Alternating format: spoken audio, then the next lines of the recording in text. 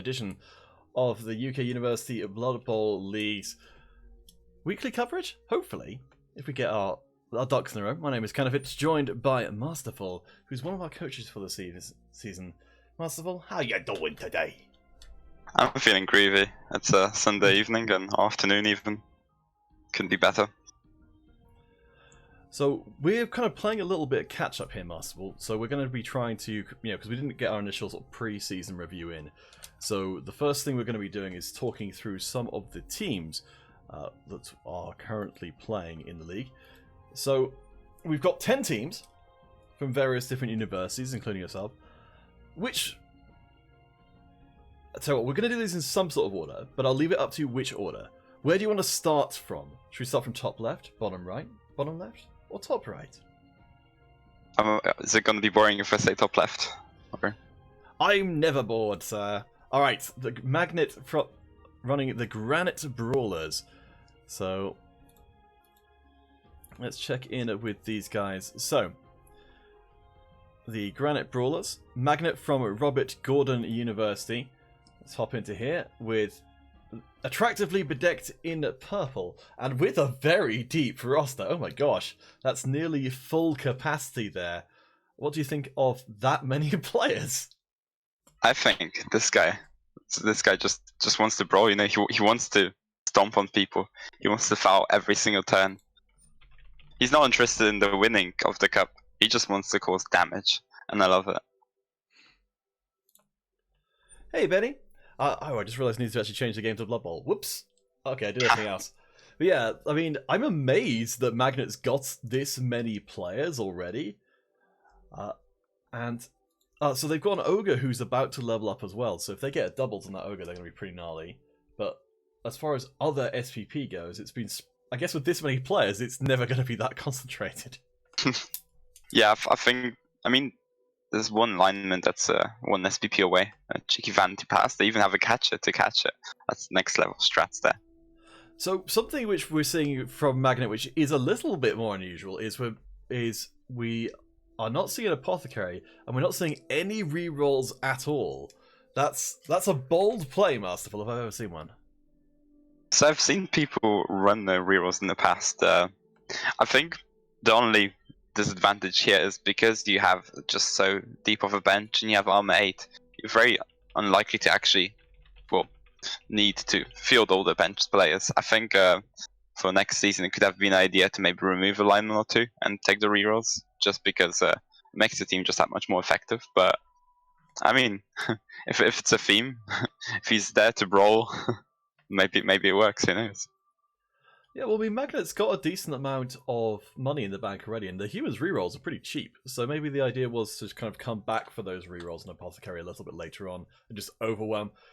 We'll have to check into the stats, actually. Wait, we can do the stats from here, which hopefully won't provide too many spoilers. It will totally provide loads of spoilers. How many fouls has this team done? Oh, can we not see that? No, it doesn't look like it. That's a shame. Because my thought maybe with this roster is that they were just fouling the crap out of everything by just having a huge amount of players. I think I saw quite a few fouls in game 1. I remember watching it. But I think, in fact, he injured a player or two of the pro team. But... Okay. So I like it. It's a different approach. Defying conventional wisdom. Into it. Alright, next up. Why? It didn't take long to get to yourself. Reeve in the Grieve? It's a Rave in the Grave. It's I didn't really have a good name for the team, so I thought, yeah, it's a take on the song by Aaron Chupa. So, for those that don't know, Electro Swing is the superior music type. I don't know.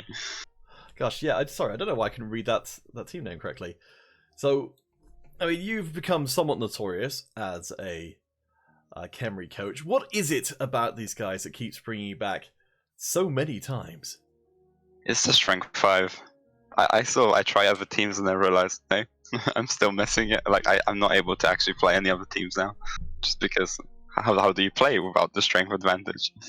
So they're a fun team. Like you get to live and learn how to play with Agi too. It's not as bad as people say, and You just just make 4 pillars in the middle of the map with strength 5 that you play around, and they're beautiful. Honestly, I wish I loved any Blood Bowl team as much as you love the Khemri. I'd noticed you've got the 2 Mighty Blow very early on. Like, that seems solid. No block, but that's still... I mean, no block on the mummies. Tomb Guardians, I do apologise. Though the Blitzer are, of course, having block and Mighty Blow. Like, it feels like you've got a very strong team early on. Yeah, I always like to go for as much Mighty Blow as possible very quickly. Just especially in shorter league, I feel like in order to get to the Mighty Blow guard stage, where, in my opinion, Tomb Guardians are the best, or like they become the most effective for the team value too, when they have block Mighty Blow. Mighty Blow guard. If they have block too, that's amazing, but that also takes it to 31 SPP. So I think like spamming Mighty Blow as fast as possible in the first few games. In order to hopefully in the playoffs reach a point where you have a few guard too. That's the optimal play. Yeah, I mean, it seems to be working pretty well for you so far. You know, our uncle's getting pretty close to leveling. Papa's feeling pretty good. I guess you just really some MVPs away from the other Tomb Guardians getting there as well. So good stuff. 3 rerolls. Lovely, lovely. So, actually, I suppose maybe we should talk about the... No, we'll talk about the composition of the league overall once we get there, I suppose. So the Crooksmore Calamities, Losra. That's my colleague from Sheffield, actually. Yeah. Fellow student. We didn't realise that we both played Blood Bowl for a very long time.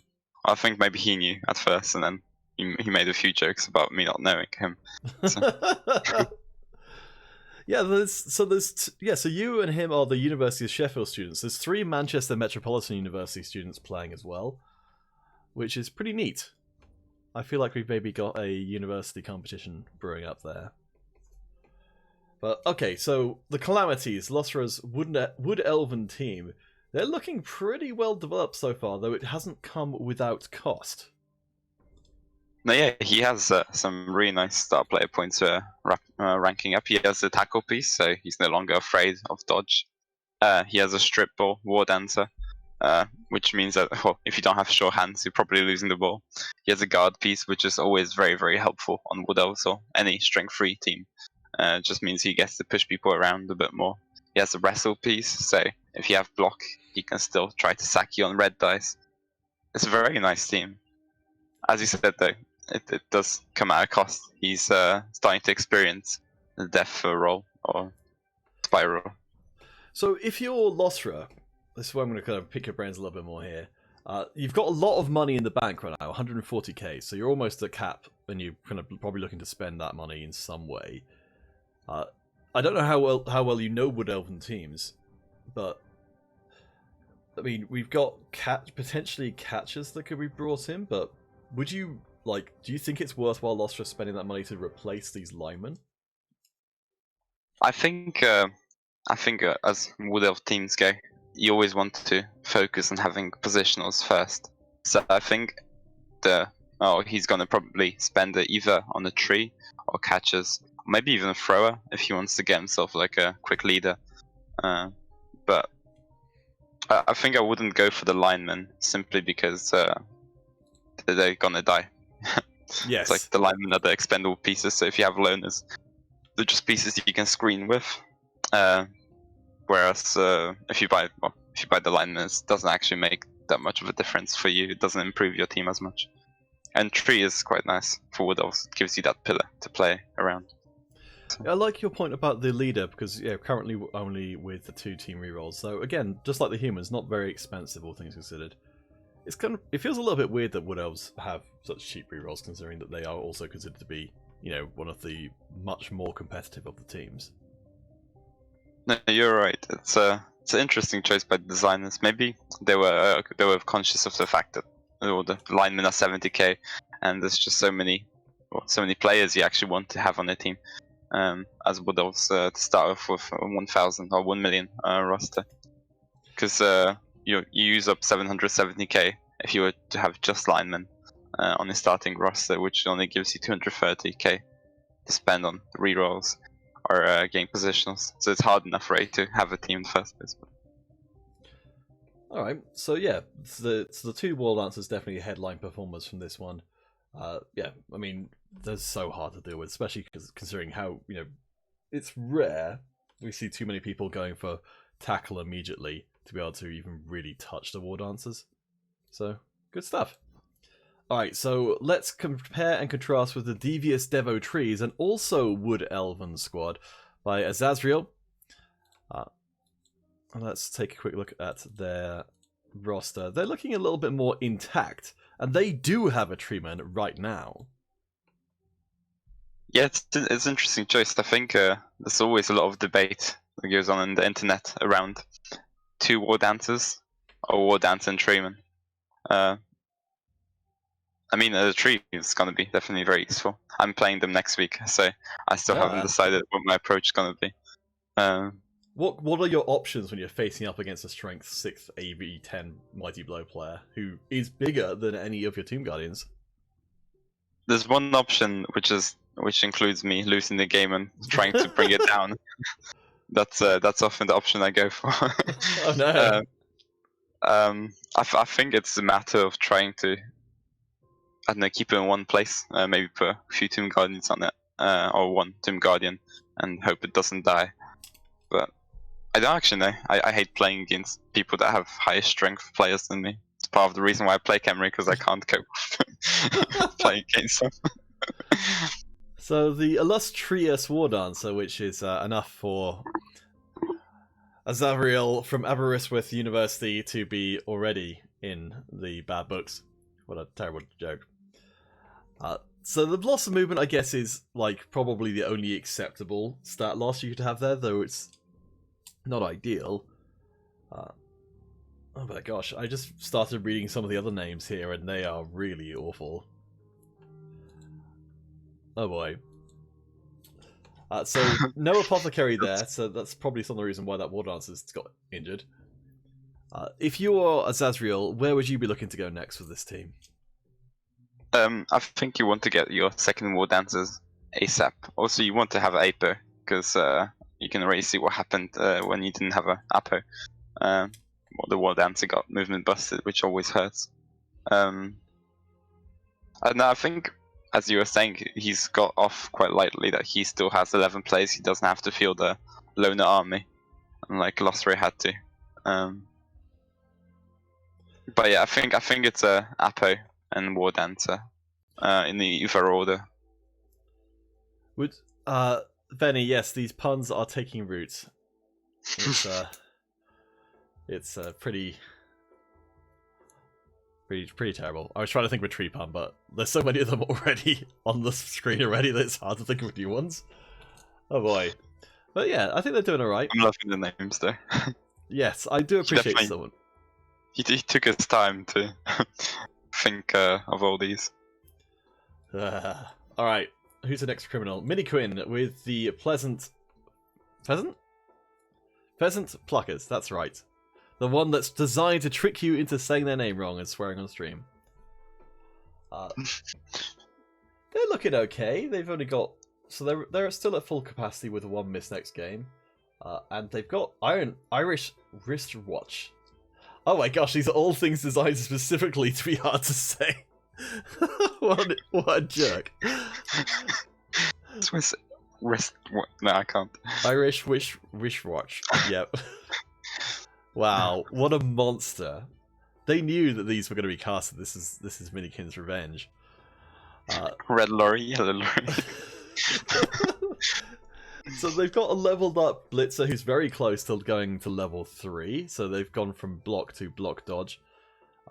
And they've got more block... They've just been picking up extra blocks on teams. So I presume that Miniquin's just planning on getting as much block as possible. It's an interesting strategy. I mean, Dark Elves are usually the team that likes the block because they start with a lot of it. I think he needs to get some more dodge. So that's one of the struggles of High Elves. High Elves are a very strong team, but they struggle initially because they just lack so many skills. I mean, block is also a good skill. Like, it means you get to be more bash shaped. But yeah. I guess maybe this will come into play when we talk a bit more about the the composition of the league itself. Maybe we should have done that first. That maybe because this is somewhat more of an agility-based league, Miniquin thinks that they can, they've got more teams up against that just don't have any skills similar to them that they could beat up with block. That's very true, actually. I didn't think of that. That makes a lot more sense now. There's a lot more. Actually, there's quite a few low teams because you have the Elven Union, Lisbon have their skinks. So block does very well against them. Even against humans, you like block. Wood elves. Yeah, wow. There's Extremely more than half the teams in the league are not like heavy bashing teams. I also love the fact we don't have a single claw team. It makes me happy. Well, I guess it would be fairly unlikely. Yes, we succeeded as a league. Yeah, Necromantic not being here is a real big surprise, because that's kind of like the limiter on... Well, I guess it's not so much limiter on Khemri, because I don't imagine that werewolves would spend a lot of time actually chasing Tomb Guardians as much as it's thematically pleasing.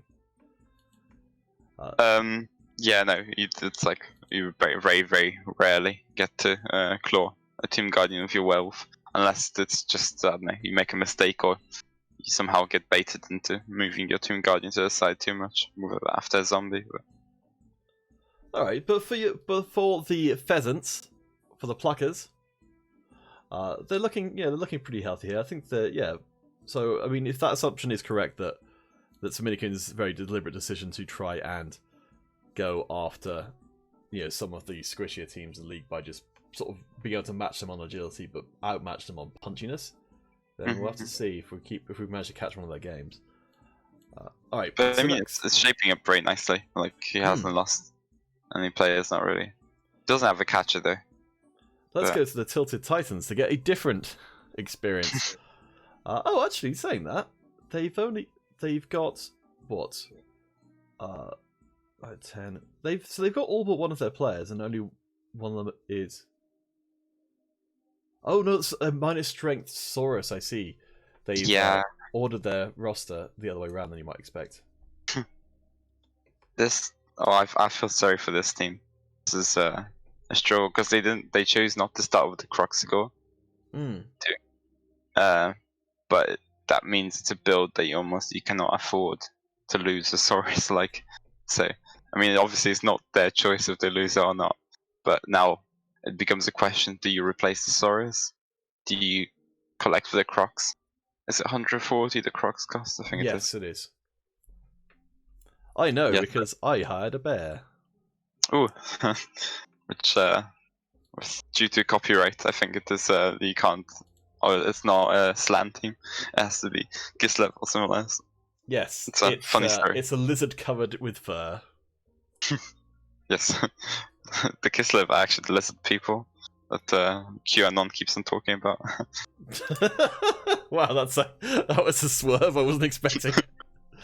So I mean, if you're Ellie Bear, and so you've got the hard choice here. I guess first question: do you keep Jack Falcon until you can replace them as a Saurus, or is a Strength 3 Saurus just not good enough? I think that's actually a good question because on one side the problem is that you replace it with a skink. So and the skinks also cost 60k, so it's not like they're cheap. I think you fire it simply because then you can hire with what's called pet cash, assuming the opponent has higher TV, which they most likely will, I think. It's very weird how small the difference in cost is between Skinks and Saurus. Like, you'd expect Saurus to be like 100k or something, but instead it's literally 20k difference between the two of them, which is weird. It just means like you can then hire a loner Saurus because you're not infringing on the limit of 6 players. So I would fire it, I think, but I also would understand if is it she or he? I don't have any idea, I'm afraid. I just go with they. If the player, if they decide to keep and get Crocs, and then once they have the money to rehire it. But it's definitely a big hit on the team. Alright, so we have the High Elf Health Inspectors. Gosh, we have a witty bunch of folks in this league. I guess they're all British, so that's true, and we are very, very hilarious as a people. Okay, so same sort of thing as the high elves before. So we've got two blitzers who've both it's pretty good level ups actually so far on the team. Both blitzers are in blodge. The thrower is accurate and has got a wrestle and even. Oh no, the catcher's just got catch because they're a catcher. But this is looking like a team that's like minus the missed next games is doing pretty well. Yeah, no, it's shaping up lovely. Yeah, I mean, also I love the accurate on the thrower. Some people would maybe go for short hands or I don't know, dodge, but I think accurate means that you can just play him in the back, and suddenly you've got an equivalent of Agi5 when you throw. I think it's a brilliant pickup. They're having two blodge players early on also means that a lot of players, such as myself, I won't have tackle yet. Most people won't have tackle. I think it's only dwarves that come with tackle, and Lossery with his Wood Elf War Dancer with tackle that have tackle in the league. So I think it's shaping up really nicely. I really like it. Benny makes a point that for health inspectors, they have an awful lot of injury symbols, which is fair. That's fair, Benny. Like they certainly inspect themselves in the mirror and find. Well, to be fair, so only one of these is a permanent injury, the minus movement, and that's pretty acceptable. These other two are missed next game, so like in terms of their team health itself, they've actually got more than they started with, presumably.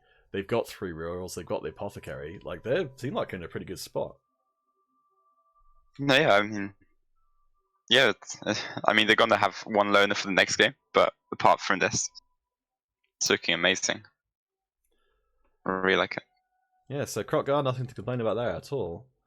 So on to our only Dwarven team of the league, who are loading in. There we go, the Carrick Cadrin Mad Men.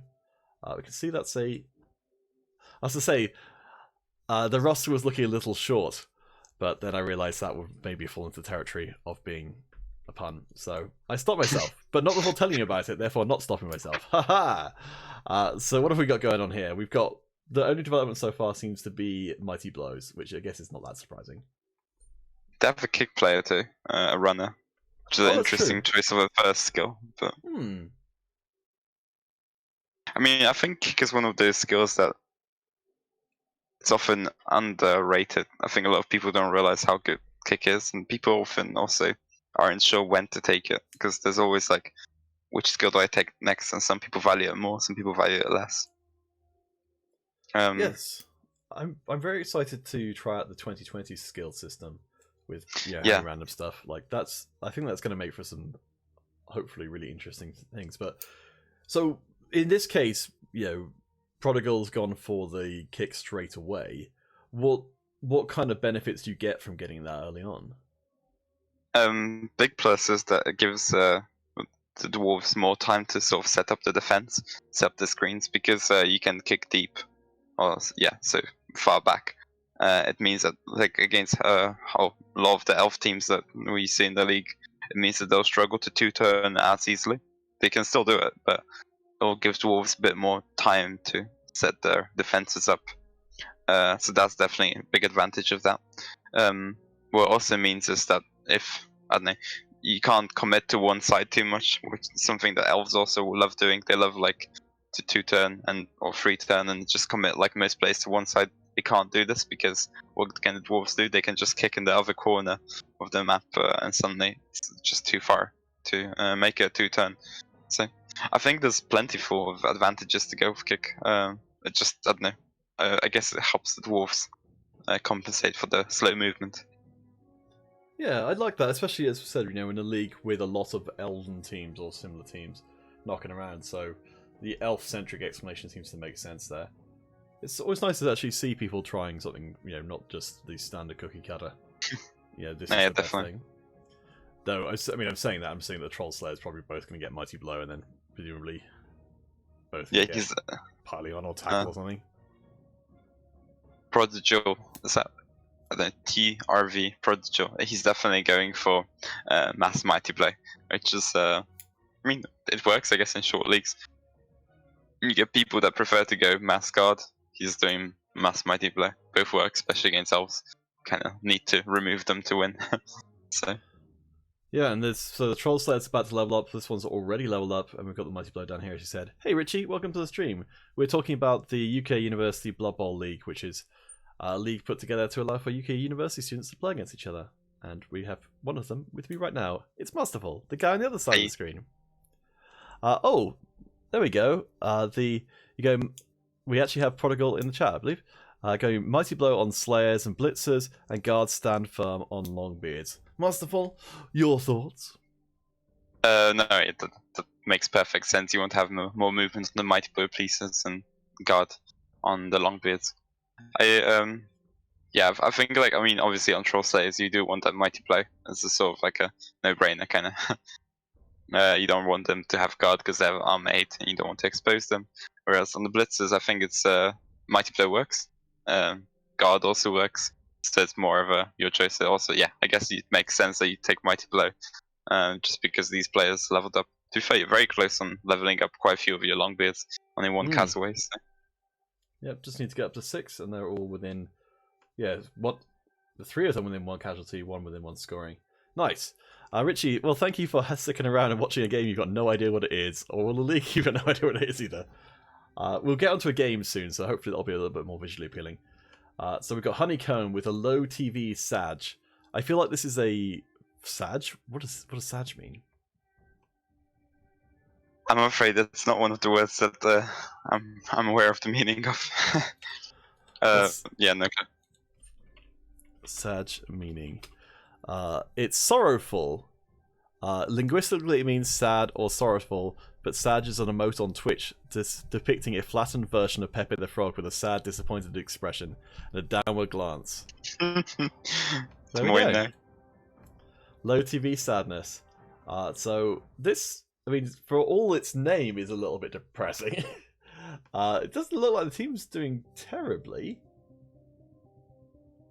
I think the Guard on the Mummy is always a big one.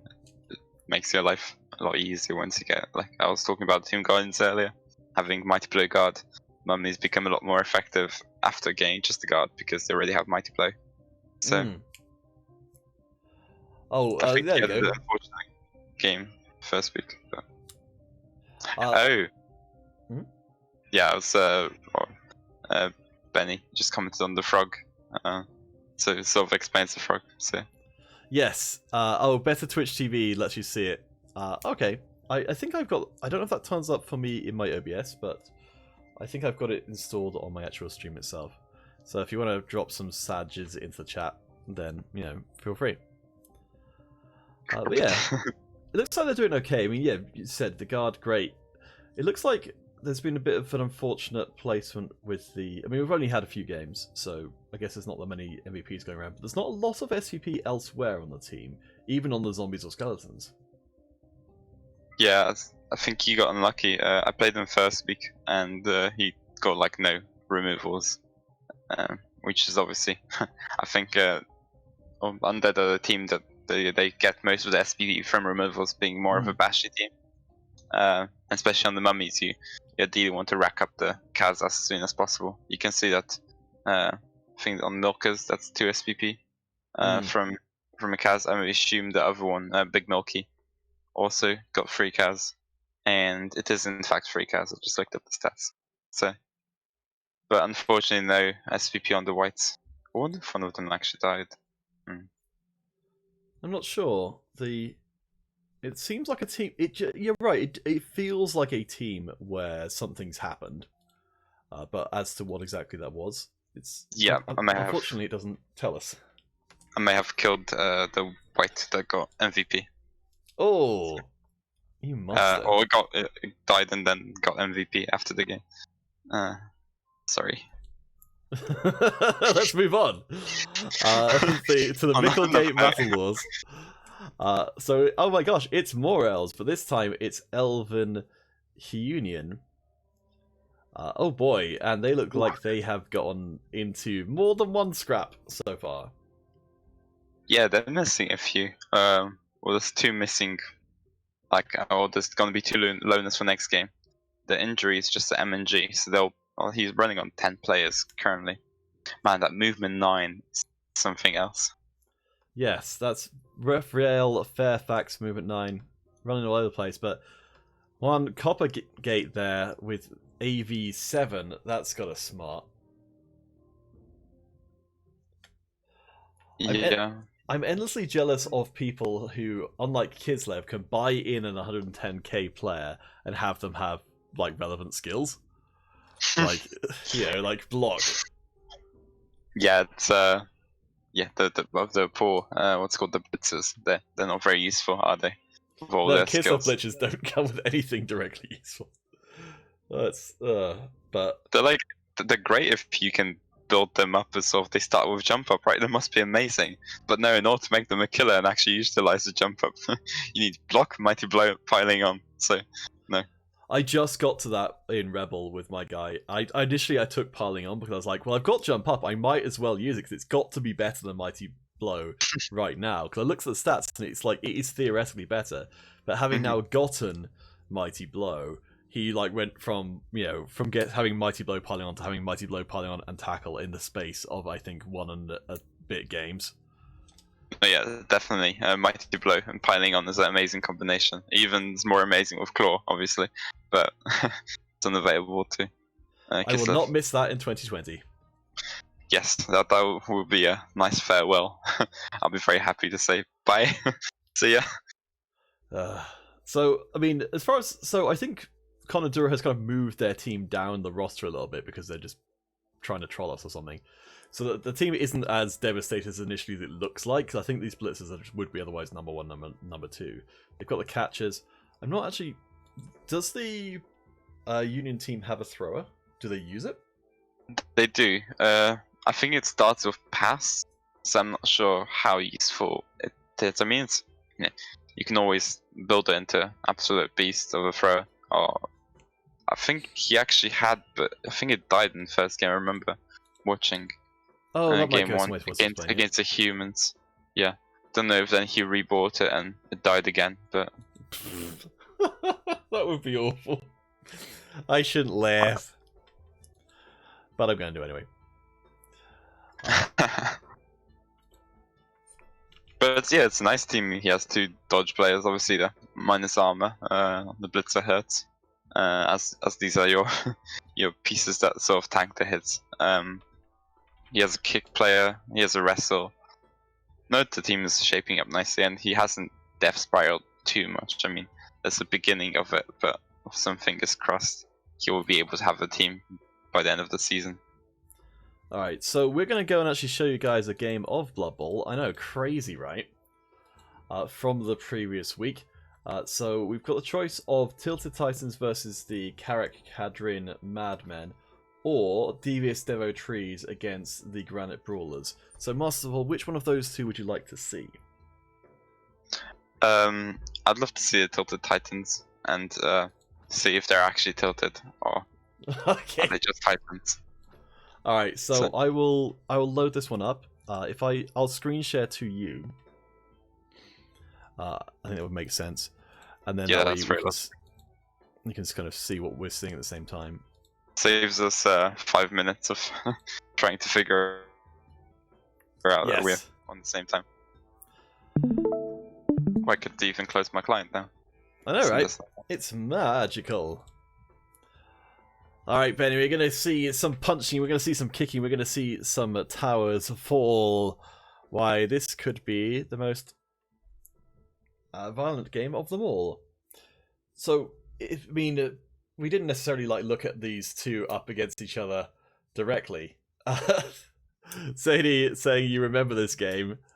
No spoilers. We've deliberately kept the result secret.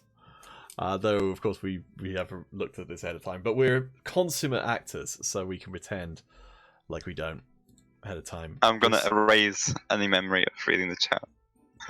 I thought you were just going to take a swig of whiskey and be like, yep, done. No, that was last night. Aw, Benny, thank you for gifting a sub. You're a real sweetheart. Also, I still owe you, probably 2 songs now. Every time someone subs, me and my friend Happy come up with a song for them. But neither of us are very good at coming up with songs, so it's very intermittent. That's amazing. I love that. Oh yeah, you should hear some of the stuff we've come up with. It's been, I mean, probably the shortest one is Tato Wolf, Tato Wolf. So, that's pretty cool. Quality content. All right, so we got dwarves. So if you were coming into this one, then you need 3,000 channel points next TFT games. You can make me play something stupid. Well, I'm glad to serve, and I'm glad the channel points are successfully managing to trick you into spending money. Alright, so look at this. So Prodigal against Elibear. Lizards against dwarves. A classic matchup that has been present all the way through history. At one point, humans as a whole have been lizards. At another point, they've been short-bearded people. And eventually, we reach today.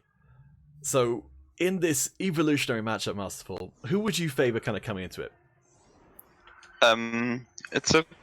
Because the dwarves don't actually have... Oh, from a lower point, obviously the dinosaurs would just eat the dwarves alive. They're not even that big, they probably would have space for another team of dwarves. But from a Blood Bowl point, I think lizards would be favoured on the whole simply because they're dwarves, they don't have any guard. So it's a matter of just pairing up your strength 4 against their strength 3. Oops, excuse my dodgy camera right there. Could I be a pain and ask if you could put the skill... Oh, there we go. So, as I say it, you put on the skill play. Richie, sorry, I'm trying to do 2 things at once, that's why I'm throwing myself off. Richie, I'm going to go add to my notes now. I've got like a document specifically for my stream stuff. So I'm going to add in there the list of people who still need songs so I don't forget. You had here, guess first, if you want to have your own song written for you by Counterfeit, all you need to do is sub.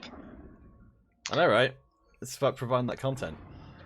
That was an interesting blitz by the dwarves, because I think he could have served the skink there.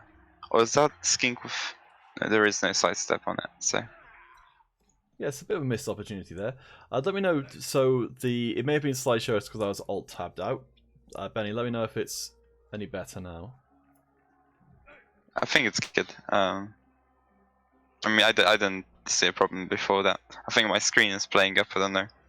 Maybe I left it on for overnight and I should just restart my laptop. Maybe update my plugins, but... No, everything's fine. Alright, so looking at the game overall right now, there's no casualties in the first turn. The dwarves have kind of built themselves up a solid line, which I presume is going to roll down the pitch, but picking up the ball... okay, it's better now, that's good. Picking up the ball seems to be a bit of a challenge here for the Tilted Titans. Fortunately, the ball's not exactly under pressure, but oh my gosh, they don't have any rerolls left. I think it wasn't a matter of picking up the ball. I think that was... They did pick up the ball, and then they tried to throw it. If you check the dice log real quick. Really? No kidding, it was a pass. I assumed that was a misclick. But... Oh boy. Well, that's a big hit. Oh, so that's where the smash collarbone and the -1 strength came from. So some of the rosters we were looking at were reflective of this week's play. So they kind of contained spoilers, but you just didn't know that they were spoilers at the time, I suppose. So no apothecary, no rerolls. So you're right. It was an attempted pickup into a attempted pass. So I guess Elibear feeling a little bit of the pressure to move the ball up the pitch. But whew. Oh boy, 2 Sauruses down in the second turn. That's abominable. That's not what you want to see. The dwarves really applying the pressure now. Only 4 Saurai. Is Saurai the plural of Saurus? I don't know. I think Saurus sounds best. And I think a lot of the time the correct one is just whichever one sounds best. I mean, when we're talking about made-up stuff. Oh my gosh. Oh no. Okay, so this does feel like a really good example of why it's worth sort of assuming that the worst is going to happen and moving down some players to account for this.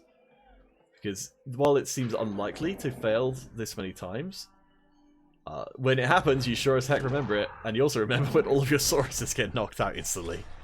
Armor 9 what? That's it's a bit hard to watch actually.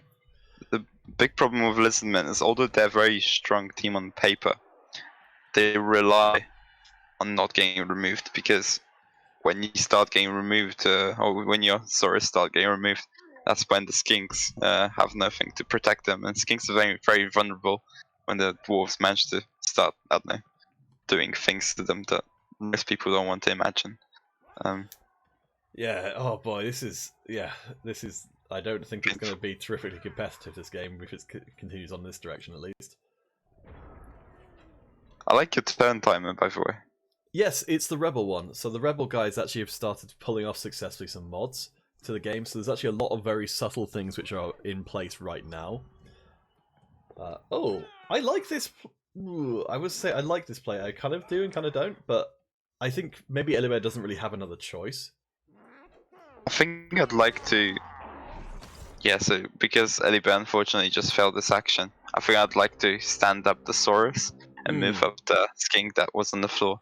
Simply because it's one of those safe actions first, but I also understand that Elibert might have been prone to being a little bit upset after failing quite a few dice and having a lot of their players removed. So you're saying the tilted part of the description is likely to be in play here? Very much potentially. So, I mean, so this is a good chance to talk about that kind of stuff. So, say Masterful, say you got confused and you made yourself a Lizardman team, thinking that those lizards were actually wrapped in toilet paper and were actually two guardians. This is the game that you've been dropped into. You're looking at how things are right now. How do you keep yourself... Firstly, how do you keep yourself from being tilted, as in losing concentration and focus on things? And secondly, maybe this will be a while afterwards, how would you even approach a game like this at this point? I think... Obviously, it's a very, very hard position. There's not that much that you could do, but what there is always an option is trying to think. I don't know. Often the player that it's an advantage, they'll start to get cocky. They'll start to make mistakes. Maybe not protect the ball. You try to maybe bait some of the dwarves to go in one direction, in order, because for example they want to get more blocks on your Skinks or something, and then you could try to do a big switch. What there was, I think now there was a play. There was a potential 5+ dodge with the Saurus to try to sack the ball on a double GFI. The one just above the ball carrier to the left. No, if you can see it as a caster. But it's just about trying to find like the unlikely plays and then play for the second half, because this half, unfortunately, it's going to be unlikely that you can do anything about it. But it's always you have to think like, this is not over yet. I can still play for a draw. And as we see here, Dwarves decide to score very quickly, which I think it's most likely a mistake. You wouldn't want to score this quickly unless you're confident you can stop a Lizardman score again, and 2, well, you can score on your own drive, I guess. But I don't know, as Dwarves, I'd prefer to just, I don't know, stall the ball and keep it safe. Go up 1-0 and play my own drive. But I think they've opened up a chance to the Lizardmen. I think it's all about like trying to think of the positives, trying to find the unlikely ways that you can still win the game to remain positive and calm. Alright, so... To give a long-winded answer that lasts about 10 minutes. I think that's fair. Like, I mean, at this point, it's a rough... I think... Okay, so I think what Elibert's presumably going for there is to try and pass up to this Skink up here and then maybe run up the pitch, but... I mean, I guess you've got... Yeah, you only had a couple of turns to get your score in, so I guess that makes sense. Interestingly, we see the Dwarves once again choosing to not go for the Surf of the Skink and going for the Saurus and the 1 die.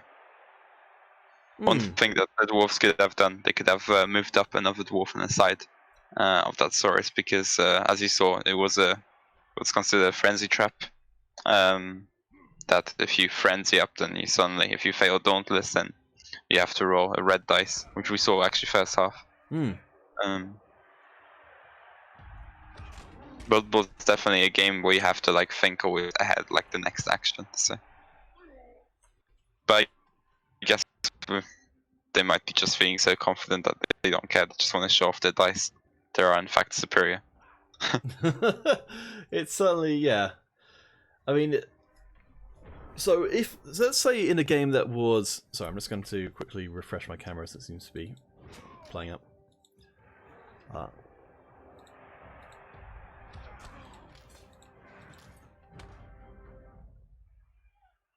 Okay, sorry, I don't know why my camera's going really low FPS, but it just has.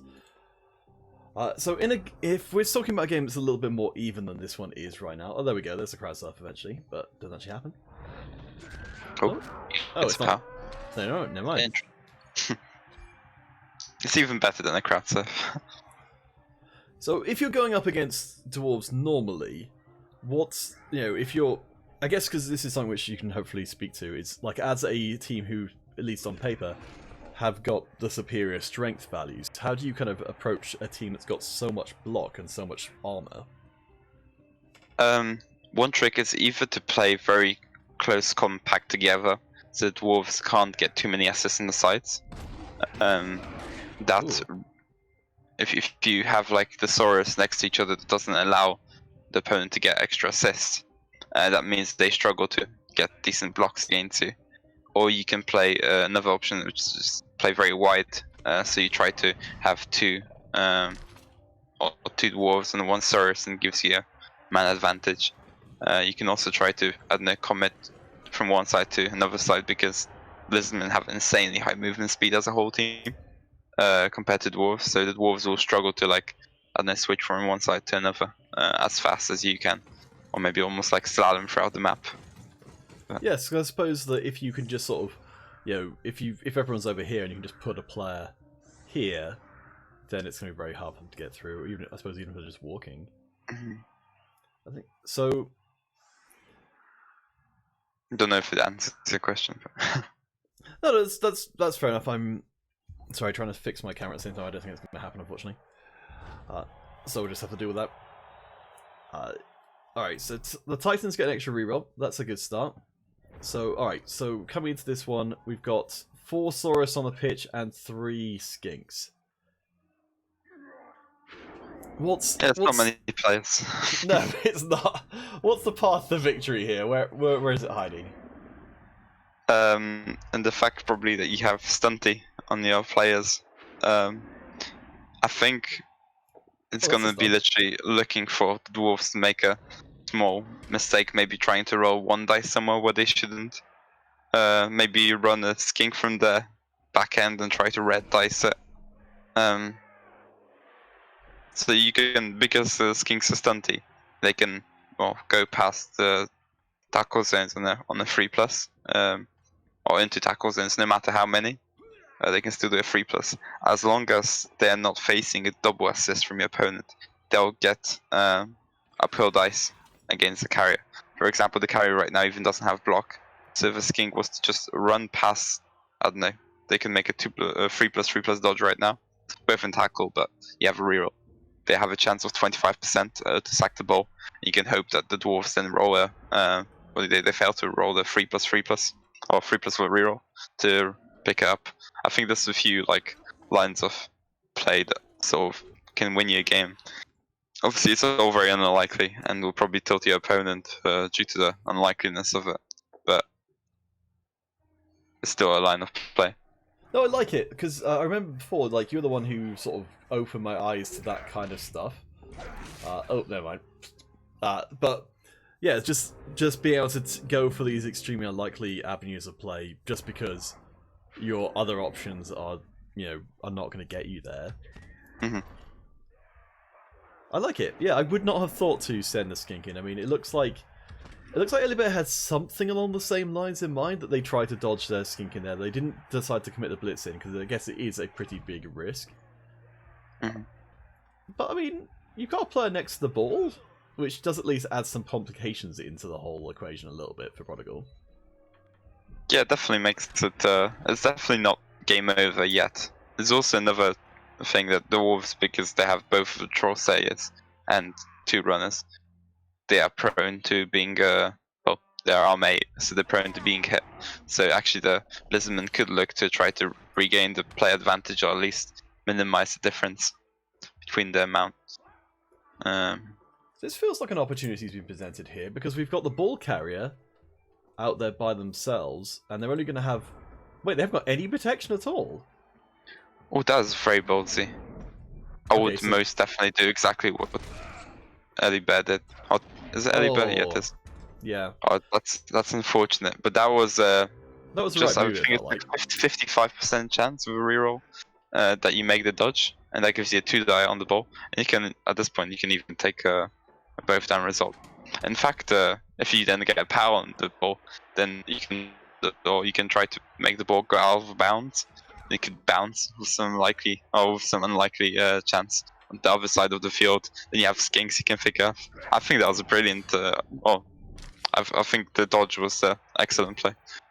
Yeah, no, I really like it. I Wasn't really like like- that Elibert's not giving up at this point, even if things are looking pretty bleak. That they're still trying to find their avenues towards winning. I mean, if... Well, I'm not sure about the GIF. I think it was better to move up the skink. I think the skink could have reached the runner. Or this one. Unfortunately, it also feels. Please excuse the Rebel logo in the middle of the pitch. I guess they won't mind any additional free advertising. A great league, by the way, guys. Yeah, Definitely no, I mean, well, to be fair, like, a lot of the folks we've got playing in this league here are also playing Rebel, because it is a great league. I think at some point there was some discussion about having like Rebel sort of more closely associated with this, but I don't think there's talks ever really got to anywhere, unfortunately. It's a shame yeah. that Newell wasn't like continuing as an official league. Well, I mean, this is a sort of Newell side league. It is on the Newell website, but yes, it's not sort of there as an official thing. I think the thing is, at the moment, the amount of players, I suspect, just means it's not worth, compared to other games which will have a larger audience of students. But we're hoping that over time, especially once Blood Bowl 3 comes out, that this can kind of build up and become a much larger thing, so that eventually it might well fall back under the Newell stuff. But yeah, I think that's a very good shout. And I assume Cyanide would be also interested if someone was to approach them. Yes. To do some sort of partnership. Or maybe even like a localized university esports for Blood Bowl 3. Yeah, I'm certain that would be the case. I'm not sure about the ball being put here with the whole aforementioned Frenzy players on the team. Yeah, this doesn't even require power, unfortunately. That's... Ooh. Oh, that was a good Suddenly- stumpy dodge there. Yeah, but it's still surfable, I think. Let's see. So you come in here, hit to there, and then hit off the pitch. Yeah, Yeah. that's the play. So Yeah, and I that's- think our prodigal player, he's found it. He sees it. Oh, Damn, we actually decide found the to reroll reroll. just to get... I mean, that's fair enough. I think the only risk was here that it could have been a double skulls, and a double skulls would have hurt a lot. Holy moly, But- that's... That ball throw-in, though. That is a scar and a half. Also, I presume there's a decent chance that the... Oh, wow. Oh, that is not a GFI you could have afforded to make. Okay. I mean, it's... We have a game. Yeah, this was a game which looked like it was completely beyond repair, but you could surf the Troll Slayer here, presumably. Oh, they got the I ball love the already. blitz activation. Oh no. They've got the I think reroll. there's a still got the reroll, reroll. Okay, you can't afford to go for it again. But this is pretty amazing. I mean, so we've got a player with dodge. Wow, you're talking about the Saurus being able to get around the pitch. Oh, that's a shame. I think But there's still. a bit of a risk because I think the Troll Slayer and the Blitzer are both in double GFI range for Blitz. No wrong, but he chooses to use the runner instead. Now the problem with blitzing with the runner, even if you found both down result, is that the skink could obviously just get up again and pick it up without any problem, assuming it doesn't get the arm broken. But... Yes, this is one of the things that I've learned over time. It's the best combination of things is that the person hitting you doesn't have blocks, they can't take both downs, and you have dodge, so that they can't take defender stumbles either. And then you're actually pretty unlikely to get knocked out there. Ooh, that's a nice little surf find. Ooh, that is... Oh. Not meant to be. I mean, I'd be sort of tempted to go for the surf for if I was Eddie Bear next time, but I guess without block, there's not a zero chance you roll really badly and end up losing the score. No, yeah, exactly. It's I think you sort of accept that you might not be looking for attrition at this point, but it's gonna be exciting. Oh, it does make it pops the dodge, but easy walks in. Nice free SPP. Yeah, well, even though there were 3 different Dwarven players surrounding them, none of them had tackles, so good stuff. Yeah, and actually now the game isn't quite over yet because Blitz could mean that a skink could run underneath the ball, catch it. If then the dwarves don't roll power, this game is not over yet. I think it's definitely what to play for. There's definitely the possibility of a draw here. I mean, it's only 2 more turns from either side, but yeah, and you're right. Elebear needs to get some pretty good kick-up results, but there's also no rerolls left in the mix at all. But that kick-up result, not what was needed. That's a nice weather. Oh, it goes out. The gentle gust of the wind blows it to the side of the field. The winds of fate. Exactly. Alright, so... And actually, that opens up potential score now for the dwarves. There's 2 more turns, and with movement 5, I think it's 3 GFIs that you need in order to score. Yeah, no, but I suppose at this point the risk is relatively minimal, because even if you do fail the GFIs and give the ball back over to the lizards, it's fairly unlikely they're going to get the score back anyway. Although in 2 turns, I think it is doable with the movement 8. In fact, there's a play. You blitz with the Saurus, you get a POW.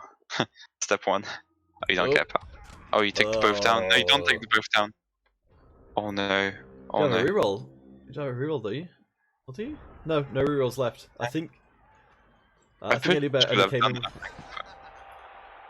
Oh, well, that was over pretty quickly. Well, that was pretty unlucky. It was, but I think Eddie Bear could have taken a push here. I think that was a misclick at the end. Because they had a push both down. So they could have pushed against the sideline, then move up the skink from the other side. So the Saurus would have had to be blitzed, and then the skink was in the way. You can go past it without dodging to minimize the touchdown difference. Can always be a tiebreaker at the end, you know. Yeah, that's a bit unfortunate, and I think a lot of the time, when you're under this kind of pressure, or at least perceived pressure, it can be pretty tricky to kind of keep your mind there and see all of the avenues of play.